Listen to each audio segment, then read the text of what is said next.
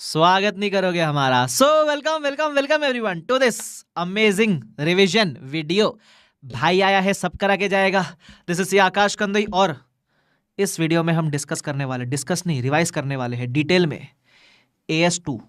और अपने रिवीजन की खास बात क्या है, हम रिवीजन वीडियो में सिर्फ और सिर्फ कंसेप्ट रिवाइज नहीं करते भाई।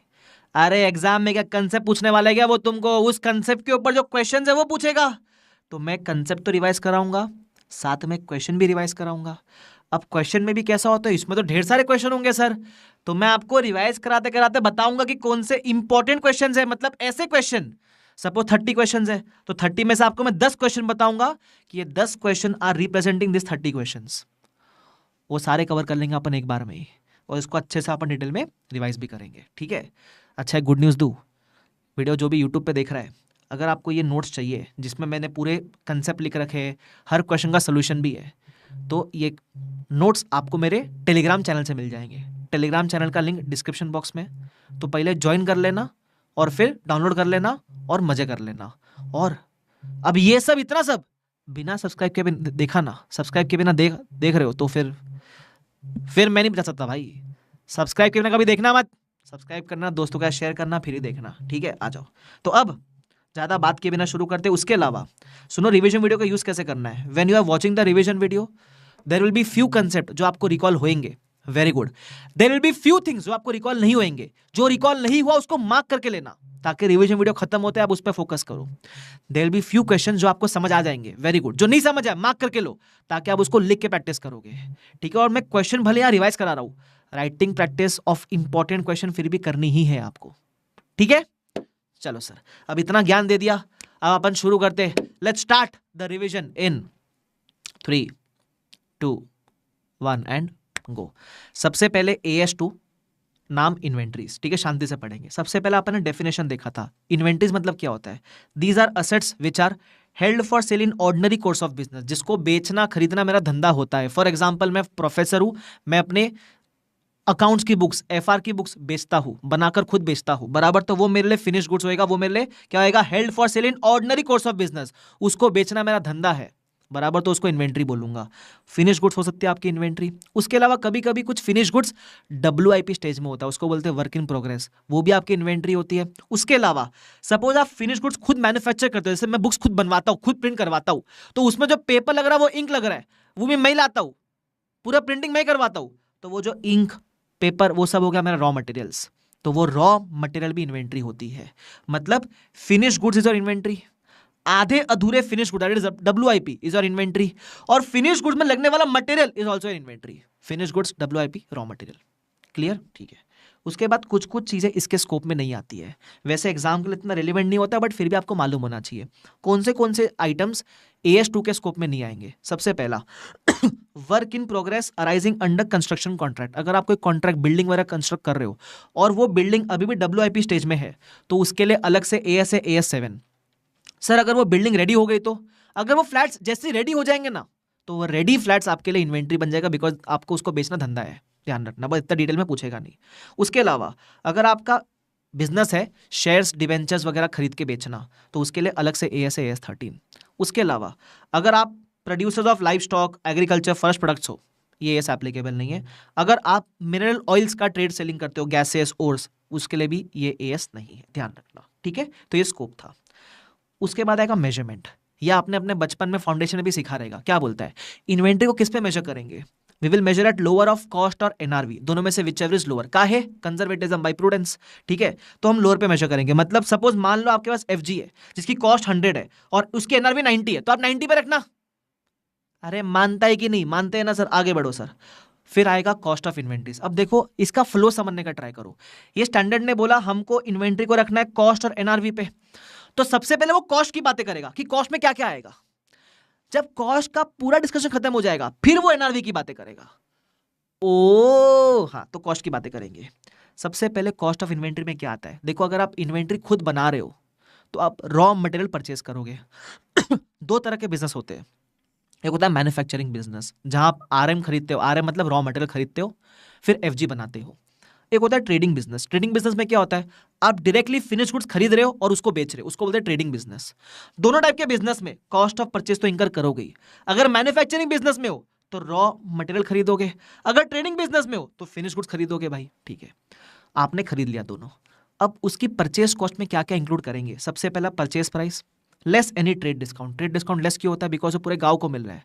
तो इफेक्टिवली सपोज ऐसा बोल दिया कि उसकी एमआरपी थी 10,000, सबको दे रहे डिस्काउंट 2,000 का, आपको पड़ा 8,000 में, तो भाई इफेक्टिव इसकी प्राइस 8,000 ही थी, ठीक है, ध्यान रखना। तो आप वो लोगे लेस ट्रेड डिस्काउंट। उसके बाद duties and non refundable taxes add करना, मतलब ऐसे टैक्स जिसका आपको बाद में जाके क्रेडिट या बेनिफिट या रिफंड नहीं मिलेगा, वही ऐड करना। अगर कोई टैक्स रिफंडेबल है तो उसको आपको इन्वेंट्री के कॉस्ट का पार्ट नहीं बनाना है। आपको कभी कभी बुद्धू बनाने के लिए ऐसा बोलेगा कि 100 रुपए का कॉस्ट है, इसमें मैंने 10 रुपीज टैक्स भरा है और ये टैक्स का मुझे रिफंड मिलने वाला है।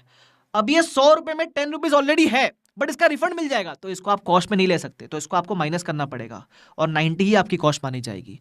बट बाई चांस आपको ऐसा बोल दे कि नहीं नहीं नहीं नहीं नहीं, भले टैक्स का अमाउंट इसके अंदर है बट उसका रिफंड नहीं मिलने वाला आपको, तो आप टैक्स को रहने दो कॉस्ट के अंदर, कोई दिक्कत नहीं है। इसका मतलब हम कॉस्ट में कौन सी टैक्स कंसिडर करते हैं, जो नॉन रिफंडेबल है, बराबर, जो रिफंडेबल उसको कंसिडर नहीं करते। उसके अलावा ये दो खर्चे के अलावा भी कोई डायरेक्टली एट्रीब्यूटेबल एक्सपेंस लग गया। What is the meaning of directly attributable expense, ऐसे कोई भी खर्चे जो इंकर किए बिना आपकी इन्वेंट्री रेडी नहीं हो सकती है। मतलब इन्वेंट्री को रेडी करने में जो खर्चे रेलिवेंट है उसको बोलते हैं डायरेक्टली एट्रीब्यूटेबल एक्सपेंस, बराबर। इसका एग्जांपल दिया हुआ है, हैंडलिंग कॉस्ट, फ्रेट का खर्चा, मतलब इन्वेंट्री मंगा रहे हो कहीं से, इंश्योरेंस ले रहे हो, ब्रोकरेज पे कर रहे हो, है ना, वो सब, ये सारे खर्चे इन्वेंट्री को खरीदने में रेलिवेंट है या बनाने में रेलिवेंट है, वो सारे खर्चे इसके अंदर आ जाएंगे, ठीक है। ये हो गया कॉस्ट ऑफ परचेज। अब मान लो अगर आप मैन्युफैक्चरिंग बिजनेस में हो, तो मैंने क्या कहा था, आप रॉ मटेरियल खरीदते तो हो बट उससे आप क्या बनाते हो, आप एफजी बनाते हो।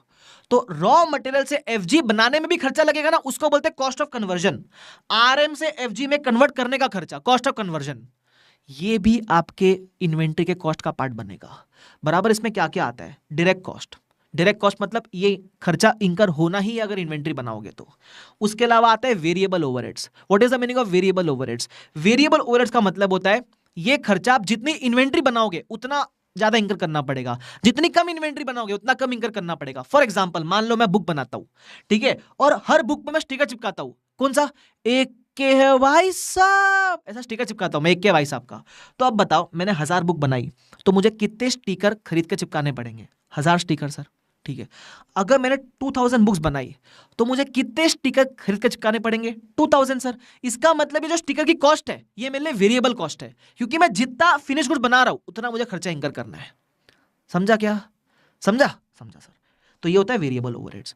फिर आते हैं फिक्स्ड ओवरहेड्स। फिक्स्ड ओवरहेड का मतलब क्या होता है, आप जितनी इन्वेंट्री बनाओ ना बनाओ उससे फर्क नहीं पड़ता, ये खर्चा लगना ही लगना है। एग्जांपल, जैसे मैं आपको मैं टीचिंग दे रहा हूं, ये स्टूडियो का रेंट, अब मैं पढ़ाऊं नहीं पढ़ाऊं स्टूडियो का रेंट मुझे भरना ही है। वैसे ही कंपनी प्रोडक्शन कर रही है एक फैक्ट्री के अंदर, तो फैक्ट्री का रेंट कंपनी को भरना ही है, प्रोड्यूस करे ना करे, बराबर, उसको बोलते हैं फिक्स्ड ओवरहेड।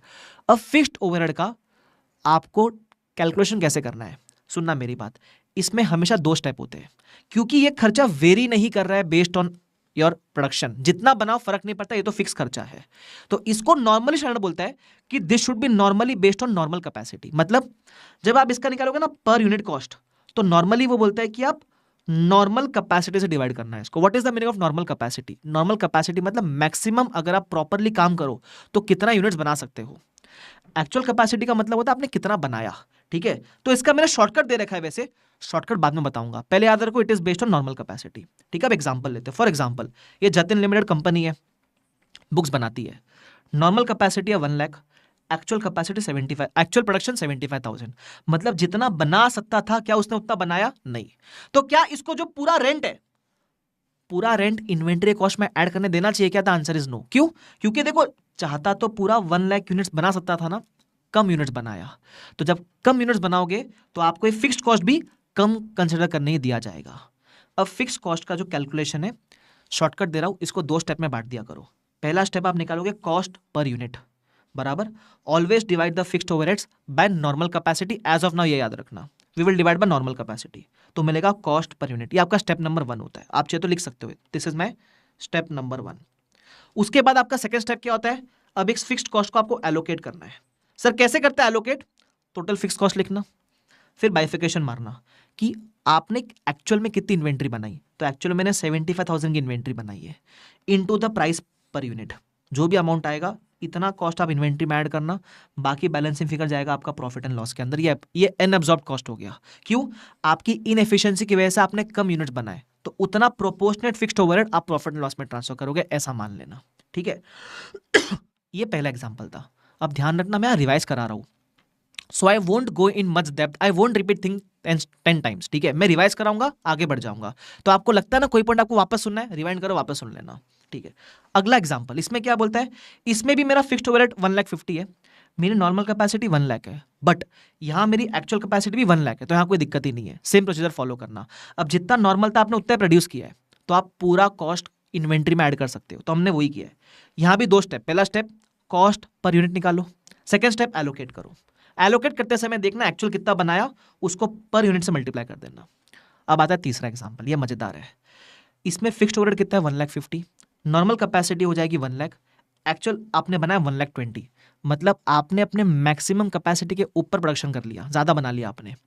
इस केस में अगर आप fixed cost per unit normal capacity के बेस पर निकालोगे ना, तो ओवर एलोकेशन आ जाएगा। करके देख लेना, you divide by the normal capacity 1.5 आएगा, बट प्रोड्यूस आपने ज्यादा किया है, प्रोड्यूस आपने 1,20,000 यूनिट्स किया है, तो जब 1,20,000 को 1.5 से मल्टीप्लाई करोगे तो 6 लाख आएगा, सॉरी 1,80,000 आएगा। 1,80,000 तो रियल में आपका फिक्स कॉस्ट था ही नहीं, तो this will lead to over absorption, बराबर। तो इसमें क्या करने का, स्टैंडर्ड बोलता है अगर आपकी एक्चुअल कैपेसिटी ज्यादा है तो कॉस्ट पर यूनिट निकालने के लिए आप एक्चुअल से डिवाइड करना। ओ, तो अब इसका समरी क्या हुआ, ये तो कंफ्यूजिंग हो जाएगा, तो इसका समरी मैंने ऊपर लिखाया था।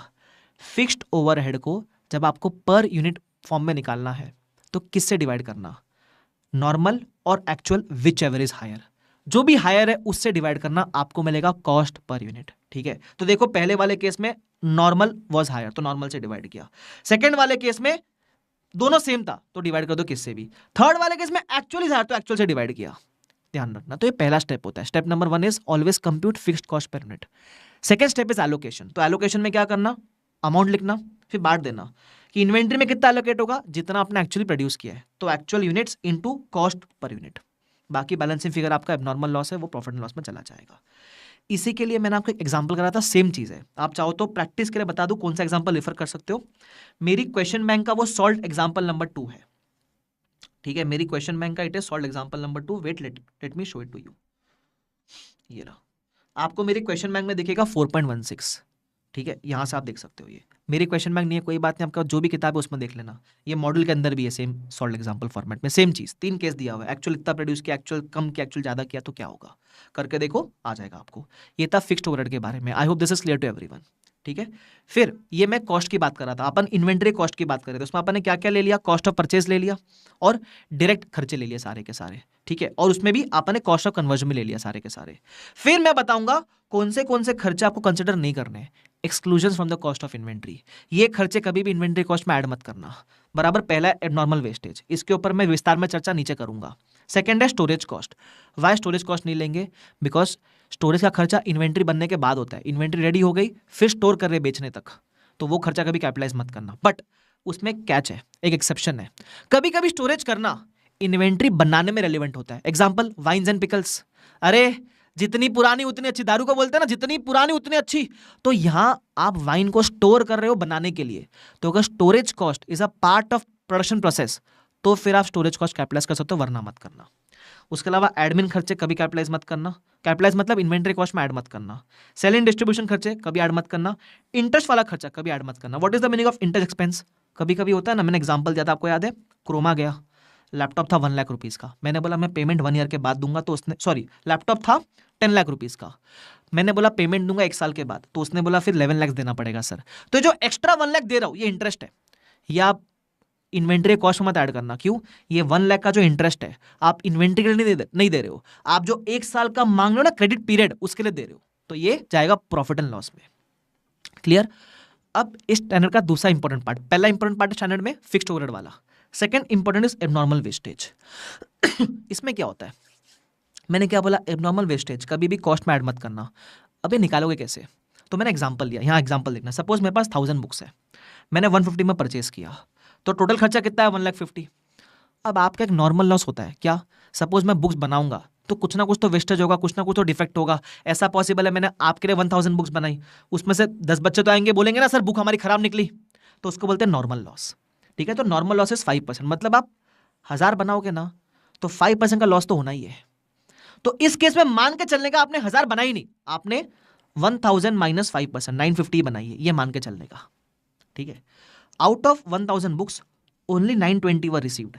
अब आता है कंसेप्ट ऑफ एबनॉर्मल लॉस। देखो, normal loss is 1000 into 5%, that is 50 books. मतलब आइडियली आपका नुकसान 50 बुक का होना चाहिए था, बट रियल में आपको सिर्फ कितनी बुक्स मिली है, रियल में आपको सिर्फ 920 बुक्स मिली है। मतलब आपका टोटल नुकसान कितने का हुआ है, एक सेकंड ना, बैटरी खत्म हो जाएगी भाई। हाँ, आपका टोटल नुकसान कितने का हुआ है, आपका टोटल नुकसान 80 बुक्स का हुआ है। तो इसमें से हम बोलेंगे 80 बुक्स में से 50 इज नॉर्मल लॉस, ये सबको होता है, कोई दिक्कत नहीं है। ये जो एबनॉर्मल लॉस है ना, इसका जो खर्चा रहेगा वो जाएगा प्रॉफिट एंड लॉस में, ये हमको एक्सेप्टेबल नहीं है, ये हमको एक्सेप्टेबल नहीं है। नॉर्मल लॉस जाएगा प्रॉफिट एंड लॉस में। हम निकाले कैसे, इसमें भी 2 स्टेप है। जैसे पता है फिक्स्ड कॉस्ट में 2 स्टेप थे, पहले निकालो कॉस्ट पर यूनिट, फिर निकालो एलोकेशन, यहाँ भी 2 स्टेप है। इसमें आप सबसे पहले निकालोगे रिवाइज्ड कॉस्ट पर यूनिट। कैसे निकलता है, टोटल खर्चा लेना डिवाइड बाय 1000 मत करना, 1000 माइनस 5% कितने यूनिट्स होते हैं, 950 डिवाइड बाय 950 करना। ऐसा क्यों, हम मानते हैं कि 1000 बुक बनाई नहीं आपने, आपने खरीदी ही 950 बुक्स है, ये मान लेना है ना। तो हम निकालते हैं revised cost per unit after considering normal loss, क्योंकि हमने क्या माना 1000 तो बोलने की बात है, 5% तो लॉस होना ही है। तो हम निकालेंगे एक रिवाइज कॉस्ट कि हमारी कॉस्ट 150 नहीं है, अगर आप नॉर्मल लॉस कंसिडर करोगे तो रिवाइज कॉस्ट है 157.89। ठीक है, ये पहला स्टेप हो गया, दिस इज स्टेप नंबर 1 जहां आपने निकाली रिवाइज कॉस्ट पर यूनिट। अब स्टेप नंबर 2 क्या, आप एलोकेट करोगे इस पर यूनिट के खर्चे को, जितना यूनिट्स आपको एक्चुअल में मिला है उससे मल्टीप्लाई करना। दैट इज अपने को रियल में कितने यूनिट्स आया था, 920, तो 920 into the per unit amount, total amount मिलेगा। ये आपकी इन्वेंट्री कॉस्ट बनेगी। जो बाकी 30 यूनिट्स है, 950 में से 920 मिल गए, 30 is abnormal loss. Abnormal loss के यूनिट्स को मल्टीप्लाई करना पर यूनिट से, ये जाएगा प्रॉफिट एंड लॉस में अमाउंट। ठीक है, अब एक बात आप ध्यान रखना, इधर आप मिस्टेक क्या करोगे, अगर आप एक्चुअल और एबनॉर्मल दोनों के यूनिट्स का टोटल करोगे तो इट विल कम टू 950 है। आपके मन में सवाल आएगा ये 1000 क्यों नहीं पहुंचा, नहीं पहुंचेगा 1000। मान लो 5% का नॉर्मल लॉस इस दुनिया में एग्जिस्ट ही नहीं करता है, जो 50 यूनिट्स है वो इस दुनिया में एग्जिस्ट नहीं करते, इसलिए हमने कॉस्ट पर यूनिट भी 950 की निकाली। बाइफरकेशन भी ऐसा लिया कि एक्चुअल 920 है, एबनॉर्मल लॉस 30 है, टोटल 950 ही आएगा, ध्यान रखना। I hope this is clear to everyone. बोलो यस और नो, फटाफट से बोलो यस और नो। अरे बोलो जोर से बोलो, जय माता दी भाई साहब, हो गया। चलो सर, सबको समझा। इसी को बेटर समझने के लिए मैंने एक और एग्जांपल लिया, अब आप सेल्फ प्रैक्टिस कर सकते हो, बराबर। ठीक है, अब मैंने इसमें एक और चर्चा करी थी। सबसे पहला एबनॉर्मल लॉस वाला कंसेप्ट और फिक्स्ड ओवरहेड वाला कंसेप्ट, दोनों अलग चीजें हैं। फिक्स्ड ओवरहेड में देखो क्या था, नॉर्मल और एक्चुअल व्हिचएवर इज हायर से डिवाइड करने का, फिर एलोकेट करने का। इसमें क्या है, एबनॉर्मल लॉस वाले में, एबनॉर्मल लॉस वाले में हम क्या कर रहे हैं हम डिवाइड कर रहे हैं टोटल अमाउंट को, टोटल कॉस्ट को divide by the number of units after normal loss. तो ये 2 अलग कंसेप्ट है, इसको मर्ज मत करना। दूसरा, सर अगर एबनॉर्मल लॉस हुआ ही नहीं तो तब तो कोई दिक्कत ही नहीं है, तब तो अगर एबनॉर्मल लॉस नहीं हुआ, सपोज मान लो इस केस में एबनॉर्मल लॉस नहीं होता, 30 का लॉस हुआ ही नहीं, तो फिर जितना भी 1,50,000 है पूरा आपके इन्वेंट्री वाले कॉस्ट में ऐड हो जाएगा, फिर तो दिक्कत ही नहीं थी भाई साहब। समझा, ध्यान रखना। अब इसी को बेटर समझने के लिए मैंने एग्जांपल लिया था इलस्ट्रेशन नंबर 3 का, वो आप रेफर कर सकते हो। इसका बेटर वाला एग्जांपल मैं आपको रेफर करवा दूंगा। चलो चाहिए तो आ जाओ इधर, मेरे साथ कर ही लो एक बार, इधर देख लो एक बार इलस्ट्रेशन नंबर 3 क्या बोलता है। अब देखो आप कितने मक्खन तरीके से कर पाओगे इसको। ये रहा मेरा इलस्ट्रेशन नंबर 3। ठीक है, क्या बोलता है, प्रोडक्शन प्रोसेस है, मैं क्वेश्चन रिवाइज कराऊंगा, मैं पूरा ऐसा सॉल्व नहीं कराने वाला, I will revise it because this is a revision video. ठीक है, ध्यान रखना। In a production process normal loss is 5% of input.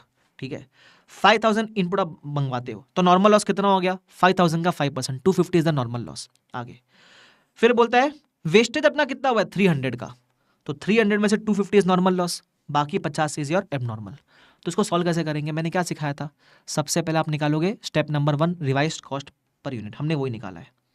Revised cost per unit, total खर्चा कितना लगा, divide by the units after normal loss, revised cost.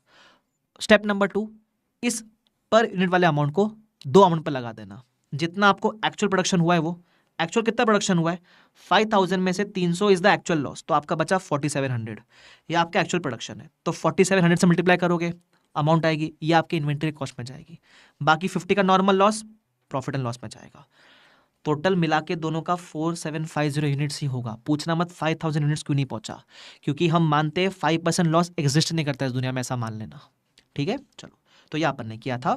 This was the concept of एब normal loss. Okay, done. तो अब तक मैंने क्या पढ़ा आपको, वापस से देखो, रिवीजन में रिवाइज करवा रहा हूँ। डेफिनेशन पढ़ाया, स्कोप पढ़ाया, मेजरमेंट पढ़ाया, लोअर ऑफ कॉस्ट और एनआरवी, कॉस्ट की सारी बातें की, क्या इंक्लूड है क्या इंक्लूड नहीं है वो सब।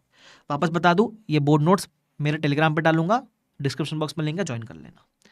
अब आते हैं पांचवा, कॉस्ट फॉर्मूला। ये आप अपने फाउंडेशन में सीख के आते हो, बट फिर भी मैं डिस्कस करता हूँ। किसी भी इन्वेंट्री को वैल्यू करने के अपने पास 5 फॉर्मूला है। ठीक है, मोटा मोटी अपन 2-3 सीख के आते, बट यहाँ मैं 5 डिस्कस कर रहा हूँ। सबसे पहला फीफो।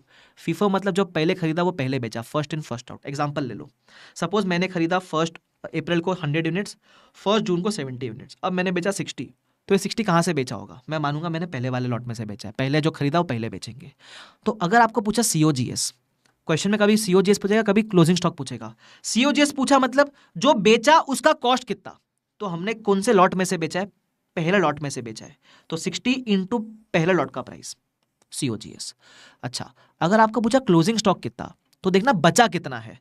100 में 60 बेच दिया तो पहले लॉट में आपका 40 बचेगा, सेकेंड लॉट पूरा पूरा बचेगा, यह आपका क्लोजिंग स्टॉक आ गया। क्वेश्चन में ध्यान देना, पूछा क्या है, COGS पूछा है या स्टॉक पूछा है। COGS मतलब जितना यूनिट्स बेचा उसका कॉस्ट, स्टॉक मतलब क्लोजिंग स्टॉक मतलब जितना यूनिट्स बचा है उसका कॉस्ट। चलो ठीक है, ये था फीफो। फिर है वेटेड एवरेज मेथड। इसमें क्या करते हैं, एग्जांपल देख लो इधर, सेम एग्जांपल मैंने लिया हुआ है। मान लो आपने 100 यूनिट्स खरीदे 20 के, 70 खरीदे 25 के, टोटल कॉस्ट ले लो, डिवाइड कर दो नंबर ऑफ यूनिट से, टोटल यूनिट्स है, टोटल यूनिट्स कितने 170, मिलेगी एवरेज कॉस्ट। अब आपको अगर पूछे कि हमने इतने यूनिट्स बेचे, इसकी कॉस्ट कितनी, तो इससे मल्टीप्लाई कर देना। अच्छा, इतने यूनिट्स बचे हैं, इसका वैल्यू कितना, उसी से मल्टीप्लाई कर देना। मतलब यहाँ सिंपल है, जितने भी यूनिट्स खरीदे टोटल कॉस्ट निकालेंगे, divide by number of units करेंगे, एक वेटेड एवरेज कॉस्ट आएगी। इसी कॉस्ट को अगर यूनिट सोल्ड पे लगाओगे तो COGS मिलेगा, इसी कॉस्ट को अगर क्लोजिंग स्टॉक के यूनिट्स पे लगाओगे तो क्लोजिंग स्टॉक का वैल्यू मिल जाएगा। ध्यान रखना, ये है फीफो और weighted average. LIFO is prohibited under AS2, ध्यान रखना, लीफो एग्जिस्ट नहीं करता AS2 के अंदर। उसके बाद है specific identification method. What is the meaning of this? कभी कभी इन्वेंट्री इंटरचेंजेबल नहीं होती है। फॉर एग्जांपल, मेरे पास एक रिंग है, एक चेन है और एक बैंगल है, मैं ज्वेलरी शॉप हूँ, मेरे पास ये 3 इन्वेंट्री है। ठीक है, अब मैं आपको बोलता हूँ कि मैंने बैंगल बेच दिया, तो इसकी कॉस्ट कितनी, जो बैंगल बेचा उसका COGS कितना, तो अपन ये नहीं बोलेंगे first in first out, ring का ले लेंगे, ये नहीं करेंगे वेटेड एवरेज। यहां हमको एग्जैक्टली पता है कौन सा इन्वेंट्री मैंने बेचा है, तो उसी इन्वेंट्री का जो कॉस्ट है वो मेरा COGS रहेगा। स्पेसिफिक आइडेंटिफिकेशन में वी कैन आइडेंटिफाई कि ये वाली इन्वेंट्री बेची, इसका कॉस्ट ये है, तो अपने को यहां फीफो वेटेड एवरेज लगाने का जरूरत नहीं होता है। Simple, clear. आगे फिर आता है स्टैंडर्ड कॉस्ट मेथड। ये कब यूज करने का, जब आपको मालूम ही नहीं है कि बनाने में खर्चा कितना लगा, तो आप स्टैंडर्ड कॉस्ट मेथड यूज करते हो। अब इसके अंदर होता क्या है, इसके बारे में एक पूरा चैप्टर है आपके सब्जेक्ट कॉस्टिंग में, वहां जब पढ़ोगे समझ जाएगा। बट मान लो इसमें कंपनी अंदाजा लगाती है कि स्टैंडर्ड वे में इतना खर्चा लगता है, खत्म। फिर आता है retail method. What is the meaning of retail method? यहाँ ये भी कब यूज करने का, जब आप कॉस्ट आइडेंटिफाई नहीं कर सकते, तो इसमें अपन रिवर्स कैलकुलेशन मारते हैं। कैसे करेंगे? वो बोलते हैं कॉस्ट नहीं है कोई बात नहीं, ये तब यूज कर पाओगे जब आपका जो इंडस्ट्री है उसमें ग्रॉस मार्जिन पता होता है आपको। तो आपको चलो कॉस्ट नहीं पता, बट आपके प्रोडक्ट की सेलिंग प्राइस पता है सर, उसमें से ग्रॉस मार्जिन निकाल देना, तो आपको मिलेगी कॉस्ट ऑफ इन्वेंट्री, खत्म। ऐसा कॉस्ट निकलता है। ये दोनों पे इतना कुछ क्वेश्चन वगैरह है नहीं, बट कंसेप्ट ध्यान रखना, MCQ में कभी आया तो टैकल कर लेना। तो ये कॉस्ट फॉर्मूलाज है, ठीक है। ये सारी मैंने कॉस्ट की बातें कर ली। अब मैं किसकी बात करूंगा, अब मैं NRV की बातें करूंगा, क्योंकि इन्वेंट्री को वैल्यू करते हैं कॉस्ट या NRV which ever is lower. अब NRV की बातें कर रहा हूं। अब अपने पास 3 टाइप की इन्वेंट्री होती है, FG, WIP, रॉ मटेरियल। तीनों के केस में NRV क्या होगी उसकी बात कर रहा हूं। पहले FG की NRV, सिंपल। NRV का मतलब होता है net realisable value, in short net selling price. तो सेलिंग प्राइस में से जितने भी सेलिंग करने के खर्चे वो माइनस कर देना। देखो, आप जब सेल करोगे तो खर्चे इंकर करते हो ना, ब्रोकरेज दोगे, कमीशन दोगे, पैकेजिंग करोगे, वो सारे खर्चे माइनस कर देना। तो estimated selling price of finish goods minus estimated cost to make the sale, उससे आपको मिलेगा NRV ऑफ FG, पहला पॉइंट। दूसरा WIP का NRV। अब WIP का NRV का पता दिक्कत क्या है? NRV का मतलब होता है सेलिंग प्राइस, WIP का मतलब होता है पार्शियली कंप्लीटेड गुड्स, आधा अधूरा प्रोडक्ट। अब आप सोच समझ के बताओ, ऐसा दिल पे हाथ रख के बताओ, जो दिल तुमने किसी को दे दिया है उस पे हाथ रख के बताओ, आधे अधूरे प्रोडक्ट का सेलिंग प्राइस होता है क्या? नहीं होता है सर। तो इसका एनआरवी कैसे निकालोगे? तो आप यहाँ एफजी का सेलिंग प्राइस ले लो, estimated selling price of FG, लेकिन ये तो डब्ल्यूआईपी है सर, तो इसलिए हम क्या करेंगे, इसमें से estimated cost of completion minus करेंगे। देखो डब्ल्यूआईपी स्टेज में, डब्ल्यूआईपी से एफजी बनने में और खर्चे इंकर होने बाकी है ना, वो अंदाजा खर्चा हम यहाँ से माइनस करेंगे और estimated cost to make the sale minus करेंगे, मतलब सेलिंग कॉस्ट माइनस करेंगे और कॉस्ट ऑफ कंप्लीशन माइनस करेंगे, तो जाके आपको एनआरवी और डब्ल्यूआईपी मिल जाएगा। सर एग्जांपल दो, एग्जांपल समझ लो। सपोज मैंने डब्ल्यूआईपी बनाने में अब तक 150 का खर्चा इंकर किया, ये मेरी कॉस्ट हो गई। सेलिंग प्राइस ऑफ एफजी कितना है? 250, तो सेलिंग प्राइस एफजी 250 है, सेलिंग कॉस्ट 20 है और cost yet to be incurred for completion 100 है। तो सबसे पहले डब्ल्यूआईपी को मेजर करते हैं, लोअर ऑफ कॉस्ट और एनआरवी। कॉस्ट है 150, वो तो यहां से मिल गई। सेकंड चाहिए अपने को एनआरवी ऑफ डब्ल्यूआईपी, कैसे निकालोगे? एफजी का सेलिंग प्राइस लो, जितना कॉस्ट अभी इंकर होना बाकी है वो माइनस करो और सेलिंग कॉस्ट माइनस करो, आपको मिलेगा एनआरवी ऑफ डब्ल्यूआईपी, दोनों में से व्हिचएवर इज लोअर, ऐसा ध्यान रखना। क्लियर? वापस से, कॉस्ट ऑफ कंप्लीशन क्यों माइनस किया? क्योंकि हमने सेलिंग प्राइस एफजी का लिया है। एफजी का क्यों लिया? बिकॉज डब्ल्यूआईपी का सेलिंग प्राइस नहीं होता है, सिंपल। उसके बाद आएगा तीसरा, रॉ मटेरियल, इसका भी तो एनआरवी चाहिए। स्टैंडर्ड बोलता है इसका एनआरवी होता ही नहीं है, पता है क्यों? एनआरवी किसका होता है? जिसको आप बेचने वाले हो। रॉ मटेरियल तो आप बेचने वाले नहीं हो, आप इसको अपने फिनिश गुड्स में कंज्यूम करने वाले हो। हमने आरएम बेचने के लिए नहीं, फिनिश गुड्स बनाने के लिए लिया हुआ था, तो इसलिए इसका जो वैल्यूएशन है it is dependent on the pricing of finish goods. क्योंकि रॉ मटेरियल एफजी में कंज्यूम होने वाला है, इसलिए इसका जो वैल्यूएशन है it is dependent on finish goods. अब वो कैसे डिपेंडेंट है? वो बोलता है इसका वैल्यूएशन के लिए आप देखना एफजी के साथ क्या हो रहा है। If the FG is sold at cost और अबव कॉस्ट, मतलब अगर एफजी की कॉस्ट 100 रुपया है और इसकी एनआरवी 120 है, मतलब आपका एफजी सही सलामत है, फिनिश गुड्स सही सलामत है, फिनिश गुड्स प्रॉफिट में बिक रहा है, तो आप रॉ मटेरियल को कॉस्ट पे रखने का। अच्छा, अगर आपका एफजी सोल्ड बिलो कॉस्ट, इसका मतलब एफजी का कॉस्ट है 100, एनआरवी 90, मतलब आपका एफजी खुद नुकसान में बिक रहा है। अगर एफजी नुकसान में बिक रहा है तो फिर रॉ मटेरियल को कॉस्ट पे नहीं, रिप्लेसमेंट कॉस्ट पे रखना। सर रिप्लेसमेंट कॉस्ट का मतलब क्या होता है? अगर आज ये सेम मटेरियल बाजार से खरीदोगे तो कितने का पड़ेगा, दैट इज रिप्लेसमेंट कॉस्ट। अगर आप आज ये सेम मटेरियल बाजार से खरीदोगे तो कितने का पड़ेगा, उसको बोलते हैं रिप्लेसमेंट कॉस्ट। सर एग्जांपल दो, एग्जांपल देता हूं। सपोज फिनिश गुड्स का कॉस्ट है 100, एनआरवी 110, तो मैं बोलूं फिनिश गुड्स मस्त प्रॉफिट में बिक रहा है, तो आरएम को कॉस्ट पे रखने का। आरएम में मत देखना कॉस्ट या replacement cost whichever is lower, नहीं नहीं नहीं नहीं, फिनिश गुड्स ऊपर बिक रहा है ना तो आरएम कॉस्ट पे रहेगा। अच्छा, अगर फिनिश गुड नीचे बिक रहा होता तो finish goods cost 100, NRV 90, finish goods नुकसान में बिक रहा है, ओहो, फिर तो मुझे आरएम को रिप्लेसमेंट कॉस्ट पे रखना पड़ेगा, ऐसा। तो आरएम का valuation is dependent on finish goods. Okay sir, समझ गया। ठीक है, ये था अपना कंसेप्ट ऑफ एनआरवी। उसके बाद मैंने आपको एक शानदार कंसेप्ट करा था, वो था allocation of joint products and by products. ठीक है, इसमें क्या होता है सुनना, कभी कभी आप एक साथ मल्टीपल प्रोडक्ट्स बना रहे हो लेकिन इंडिविजुअली खर्चा कितना लगा ये नहीं पता। एग्जांपल के तौर पे अमूल कंपनी बनाती है बटर भी चीज भी, दोनों मिला के खर्चा लगा 10 लाख रुपया, इंडिविजुअली कितना लगा मेरे को नहीं पता, तो मुझे बाइफरकेशन चाहिए। इसको बोलते हैं कंसेप्ट ऑफ जॉइंट प्रोडक्ट्स। तो हम कैसे बांटेंगे? स्टैंडर्ड बोलते हैं सेल्स के रेशो में बांटो। सेल्स का रेशो क्या होता है? सेल्स का रेशो का मतलब ये नहीं है कि दोनों के सेलिंग प्राइस पर यूनिट के रेशो में बांट दो, नहीं नहीं नहीं नहीं। सेल्स का रेशो मतलब जितने यूनिट्स आपने बनाए इनटू द सेलिंग प्राइस, जितने यूनिट्स आपने बनाए इनटू द सेलिंग प्राइस, एक आपको अमाउंट मिलेगा, बस इस रेशो में आप 10 लाख को बांट देना। उसको बोलते हैं allocation of cost to main products या जॉइंट प्रोडक्ट्स। ये पहला कंसेप्ट है। सेकेंड है in case of by product. What is the meaning of by product? By product का मतलब होता है जब आप मेन प्रोडक्ट बना रहे हो तो इसका कुछ तो कचरा पट्टी बचेगा ना, स्क्रैप बचेगा। जैसे अमूल जब बटर और चीज बनाता है तो वो स्क्रैप में छाछ बन जाती है, जो इसका वेस्टेज होता है ना, वेस्टेज, इन दोनों के वेस्टेज से क्या निकलता है? छाछ। तो जो तुम करके पीते हो ना वो छाछ, that is a wastage of चीज एंड बटर। तो अमूल के लिए वो हो जाएगा बाय प्रोडक्ट। इसको बनाने का मोटिव नहीं था, बन जाता है, प्यार हो किया नहीं हो जाता है, वैसे ही बनाया नहीं बन जाता है। तो क्या करे इसका? तो जो भी बाय प्रोडक्ट है उसका आप एनआरवी निकालना कि यार बटर मिल्क बन गया, इसका एनआरवी क्या है। तो जो भी आप बेचोगे और बेचने में जो भी खर्चा लगेगा वो, ये एनआरवी को आप मेन प्रोडक्ट की टोटल कॉस्ट से लेस कर देना। तो total cost of main product minus the NRV of byproduct. Now instead of distributing this 10 lakhs between the two products, आप ये 9.1 lakhs को डिस्ट्रीब्यूट करेंगे between two products. इसका मतलब जब आपके क्वेश्चन में बाय प्रोडक्ट और जॉइंट प्रोडक्ट दोनों है तो जॉइंट प्रोडक्ट का total cost minus the NRV of by product आपको मिलेगा नेट कॉस्ट. इस नेट कॉस्ट को आप बांट देना between the main products. Simple. इसके लिए मैंने क्वेश्चन भी करवाया था आपको चाहिए तो मैं क्वेश्चन आपको अभी तुरंत इसका रिवाइज करवा देता हूँ. ध्यान रखना ये क्वेश्चन आपके मॉड्यूल वगैरह में नहीं है, ये मैं सीए फाइनेंस उठा के लाया हूँ आपके लिए. ठीक है, तो कॉपी कर लेना बाद में. क्या बोलता है सुन लो, मैं भी रिवाइज कर रहा हूँ ऊपर से. बोलता है हमारे पास है one by product apart from two main products apart from scrap. इसमें कैश था, मैंने आपको पूछा भी था क्लास में, याद है क्या, कि इसमें कितने बाय प्रोडक्ट कितने मेन प्रोडक्ट. तो यहाँ एक नहीं दो बाय प्रोडक्ट है. कैसे, एक तो है बाय प्रोडक्ट बीपी और एक है scrap. Scrap is also by product. ठीक है. सेकेंड, दो मेन प्रोडक्ट है MP1 MP2. अब करना क्या था इसके अंदर, बहुत सारे खर्चे दिए हुए अपने को, फिर कितने मेन प्रोडक्ट बना वो दिया हुआ है, मेन प्रोडक्ट का सेलिंग प्राइस दिया हुआ है, अब बाय प्रोडक्ट की इन्फॉर्मेशन दी हुई है. अब ध्यान से सुनना, by product is sold at 20 rupees per unit. There is a profit of 5,000 on sale of by product. एक बात आपको मैंने ऊपर लिखाई थी, बाय प्रोडक्ट वाले केस में हमको एनआरवी चाहिए होता है, हमको प्रॉफिट नहीं चाहिए. We don't need profit, we need NRV. तो प्रॉफिट दिया हुआ रहेगा तो उसको इग्नोर कर देना.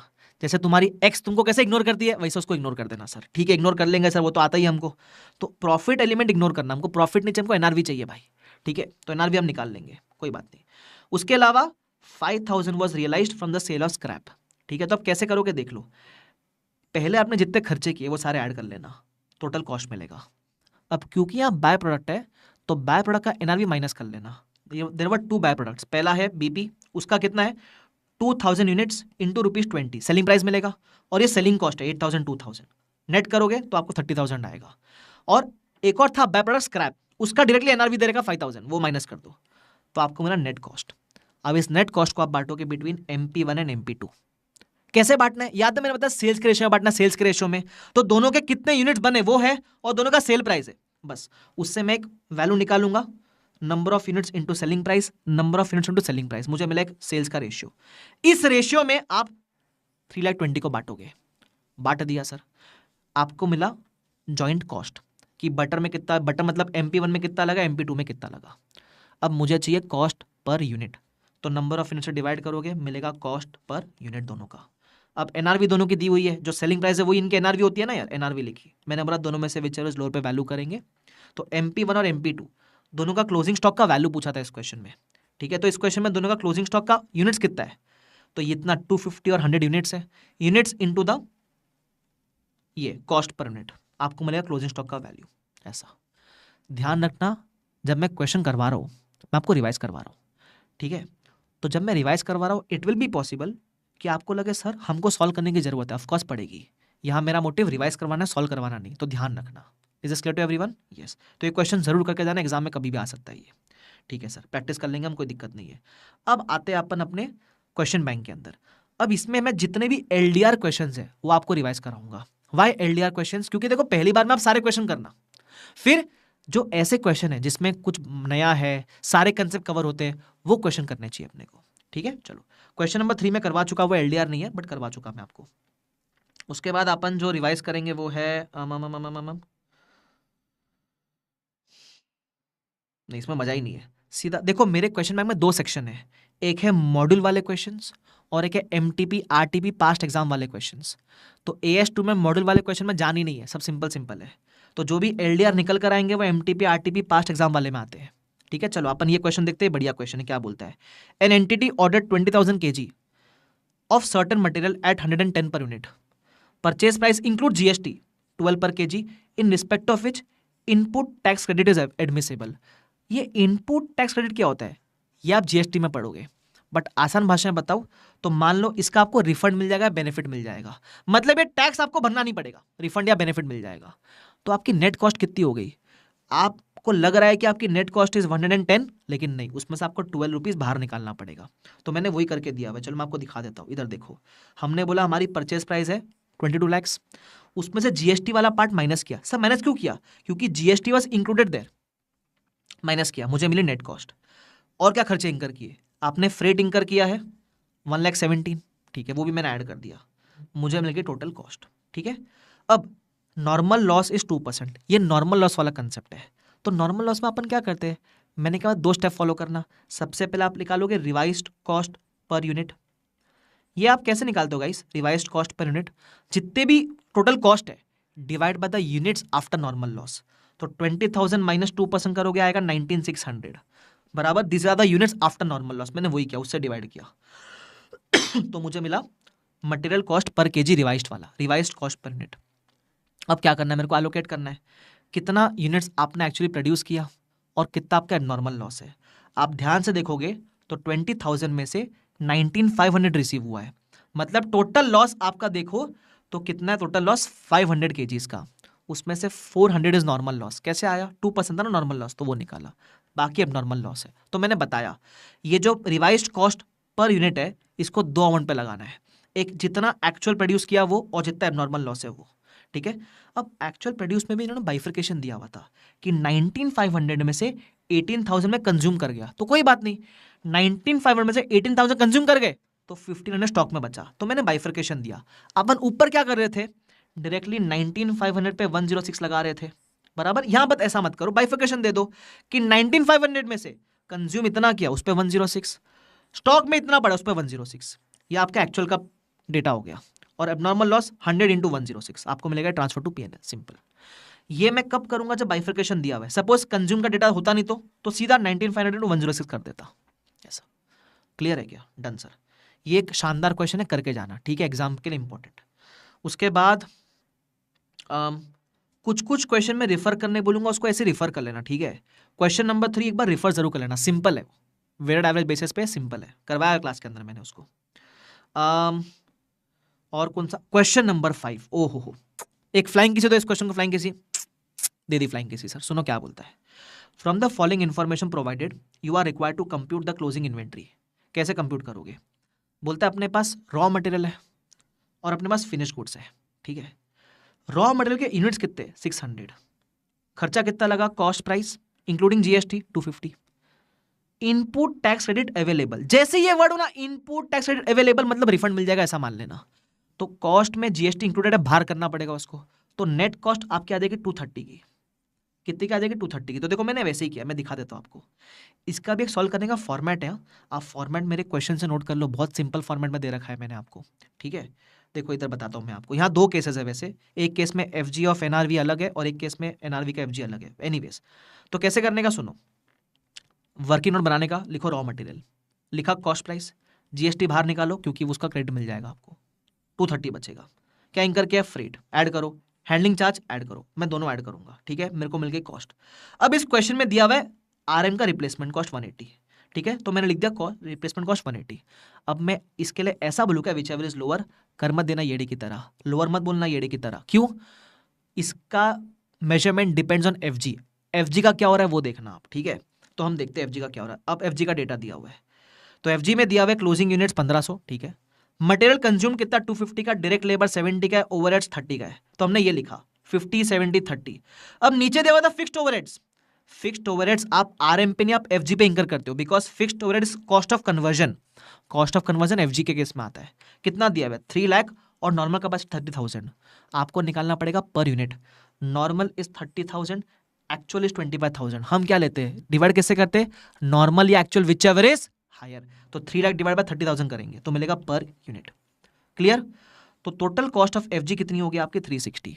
अब इस क्वेश्चन में 2 केस बना के दिया आपको, एक केस में एनआरवी ऑफ एफजी बोला है 450, ठीक है। अगर एनआरवी 450 है, मान लो एनआरवी 450 है, तो cost 360, NRV 450, which ever is lower पे रखते हैं। तो एफजी हो रहा है कॉस्ट पे मेजर, मतलब एफजी का एनआरवी टकाटक ऊपर है, तो जब मैं एफजी को रखूंगा कॉस्ट पे, तो आरएम को किस पे रखूंगा, एफजी को कॉस्ट पे रखा है, इसका मतलब आपकी एनआरवी ज्यादा होगी एफजी की, तो आप आरएम को भी कॉस्ट पे रखना। तो मैं एफजी को 360 पे रखूंगा, आरएम को 275 पे रखूंगा। यूनिट्स क्वेश्चन में दिया हुआ है क्लोजिंग स्टॉक का, एफजी को 360 पे, आरएम को 275 पे। देखो एक सिंपल हिंट दूं क्या, अगर एफजी कॉस्ट पे तो आरएम भी कॉस्ट पे, अगर एफजी एनआरवी पे तो आरएम रिप्लेसमेंट कॉस्ट पे। क्यों ऐसा, अरे अगर एफजी एनआरवी में मतलब एनआरवी लोअर होगी तो आरएम को रखो रिप्लेसमेंट कॉस्ट पे। छोटा सा हिंट लिख के लेना किधर भी। सेकंड केस में क्या है, सेकंड केस में एनआरवी 340 है, अगर एनआरवी 340 होता तो आप 360 या 340 विच एवर लोअर पे रखते, 340 पे रखते, ये एनआरवी 340 पे, तो रॉ मटेरियल रिप्लेसमेंट कॉस्ट पे मेजर होता। तो देख लो सेकंड केस में मैंने लिख के दिया हुआ है, फॉर्मेट ऑफ द क्वेश्चन बड़ा सिंपल रखने का, पहले आप लिख लो जो भी आपके पास गुड्स पड़े हैं वो, क्वांटिटी, रेट, अमाउंट। अब ये रेट कौन सा लेना है बस उसी का बनता है अपना नीचे वर्किंग नोट, बराबर ध्यान रखना। इसका एक सिमिलर क्वेश्चन भी, ऐसे इजी वाला क्वेश्चन आप चाहो तो घर पे you can practise, that is question number 4। Same to same question है, बस फर्क इतना है जीएसटी का डेटा नहीं है, तो it is a easier question compare to question number 5। तो डिफिकल्ट वाला मैंने करवा दिया।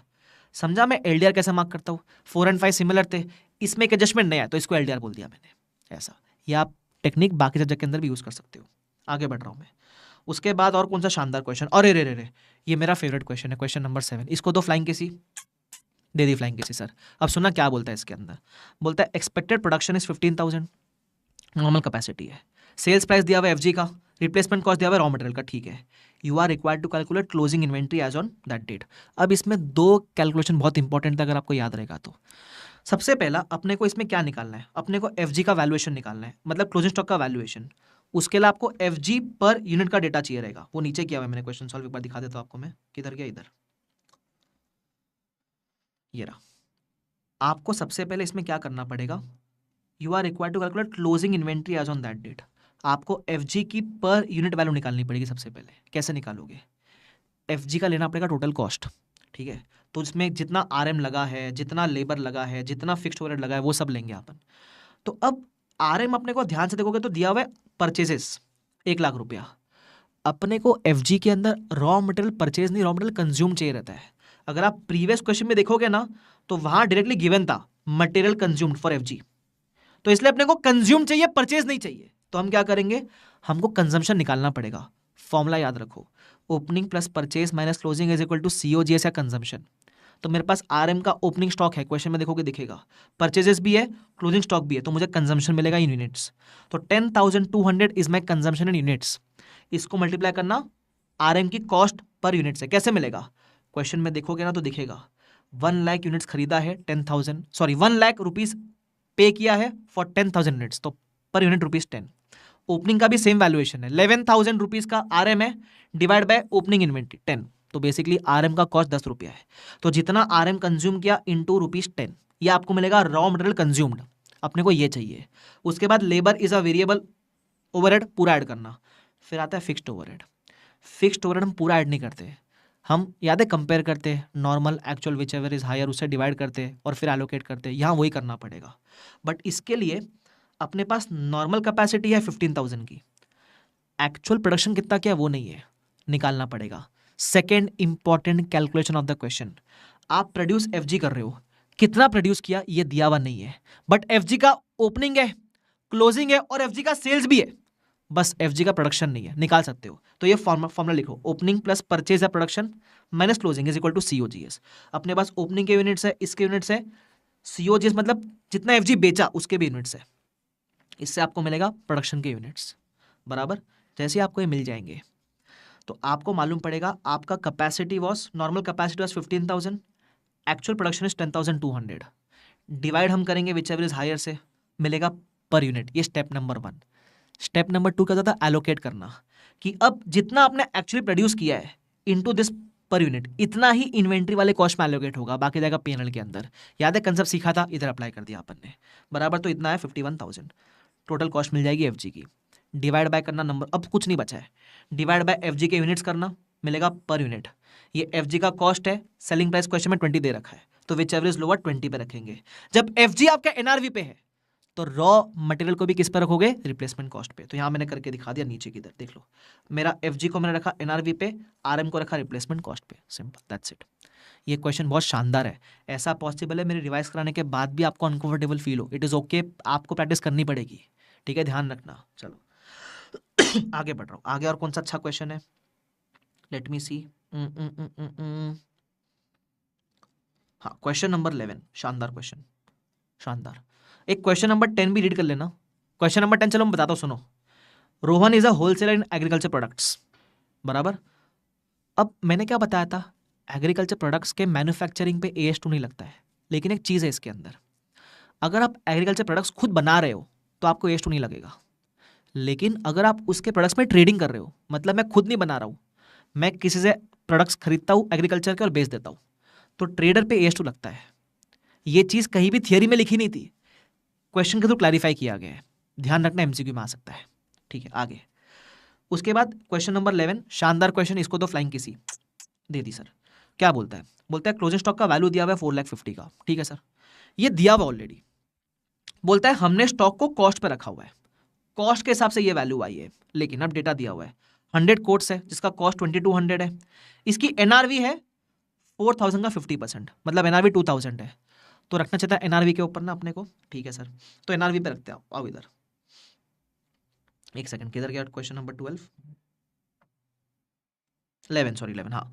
तो अपना स्टॉक का वैल्यू है 4,50,000, तो अपना अगर देखोगे cost was this much, NRV was this much, अपने को एनआरवी पे रखना चाहिए था, हमने कॉस्ट पे रख के रखा हुआ है। हमारे 4,50,000 में ये ऑलरेडी इंक्लूडेड है, तो क्या करना पड़ेगा? एडजस्टमेंट करना पड़ेगा। आपका 2 लाख पे इंक्लूड करना चाहिए था, आपने 2,20,000 पे किया है, तो 20,000 का आपको एडजस्टमेंट करना पड़ेगा, वो करोगे बराबर। उसके अलावा शर्ट्स के लिए दे रखा है 50,000 का कॉस्ट है, आपको डायरेक्टली एनआरवी दे रखी है 55,000 की। कंफ्यूज करने के लिए नीचे दे रखा है कमीशन इज 10% ऑन सेल्स। भाई अगर ये सेलिंग प्राइस होता ना 55,000, तो आप कमीशन लेस करते हैं, ये डायरेक्टली एनआरवी दे रखा है, तो कोई कमीशन लेस मत करना, ये ऑलरेडी एनआरवी है भाई। अगर ये सेलिंग प्राइस होता तो फिर आप सेलिंग कॉस्ट माइनस करोगे, ये डायरेक्टली एनआरवी 55,000, तो कॉस्ट और NRV which ever is lower, cost पे ही रहना चाहिए, और हमारे इन्वेंट्री में ऑलरेडी सब कुछ कॉस्ट पे ही है, तो इसमें कोई एडजस्टमेंट का जरूरत नहीं है। तो शर्ट्स वाले केस में नो एडजस्टमेंट रिक्वायर्ड। ठीक है, ध्यान रखना, ये शानदार क्वेश्चन था, हो गया। उसके बाद अपन आएंगे क्वेश्चन नंबर 12 के ऊपर। अब इस क्वेश्चन में क्या, ध्यान से सुनना मेरी बात, ये भी अच्छा क्वेश्चन है, एलडीआर क्वेश्चन है ये भी। Please listen to this question carefully. एक सेकंड दे देना बस, एक गुट पानी पी लूं? पी लो सर।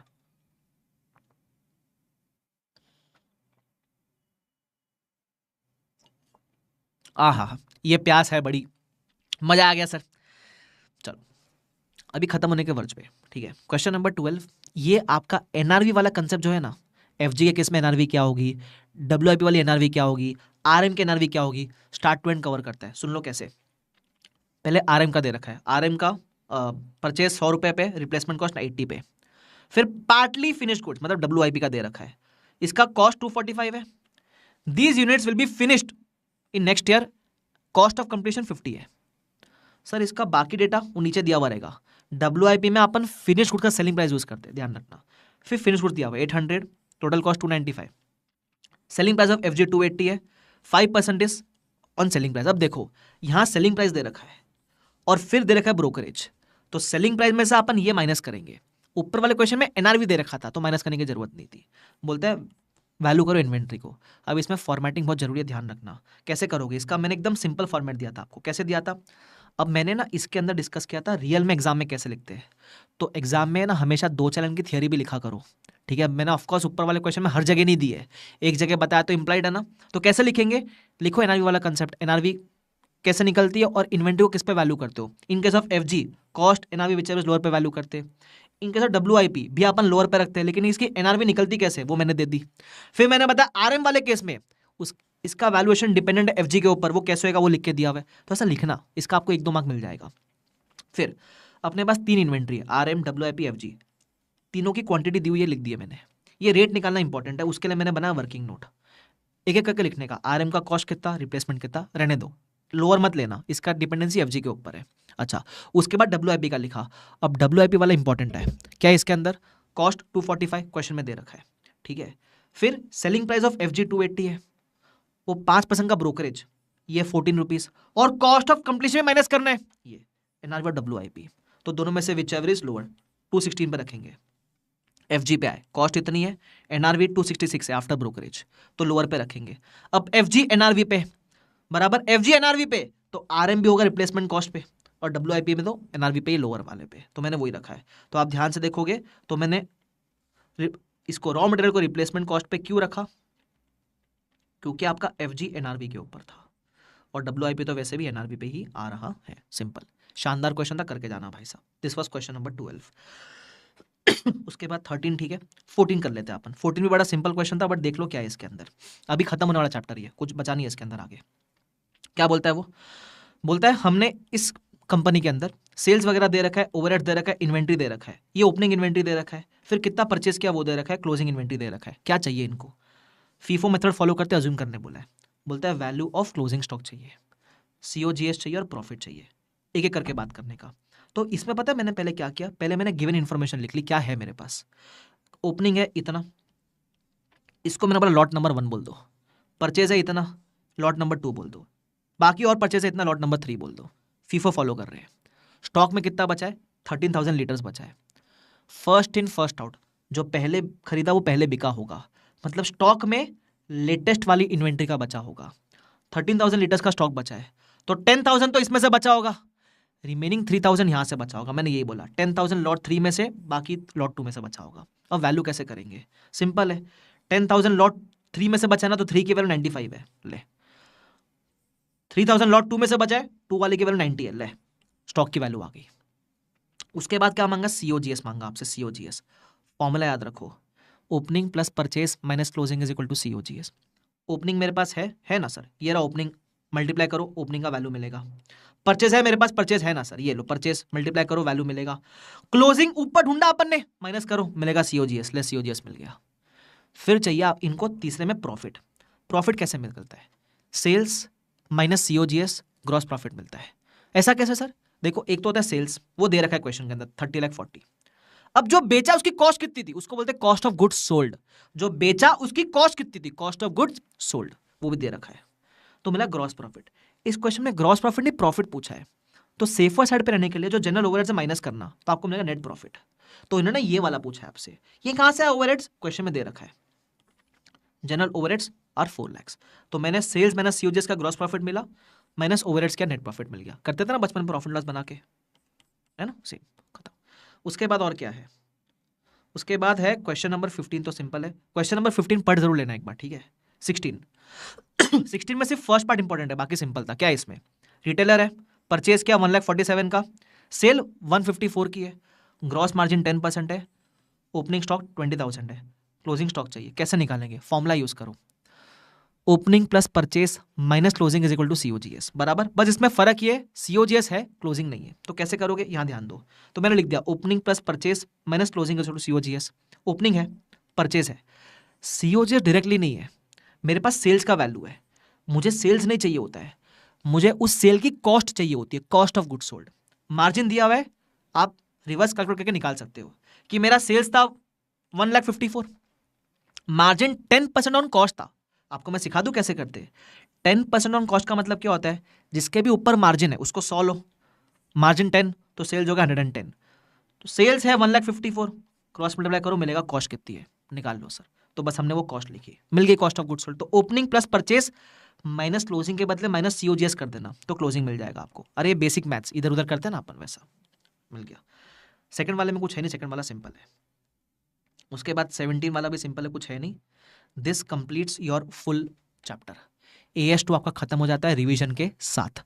अब जब आपने यहाँ रिवाइज कर लिया, अगर आपने लेक्चर यहाँ तक देखा है तो कमेंट सेक्शन में बता के जरूर जाना कि कैसा लगा रिवीजन।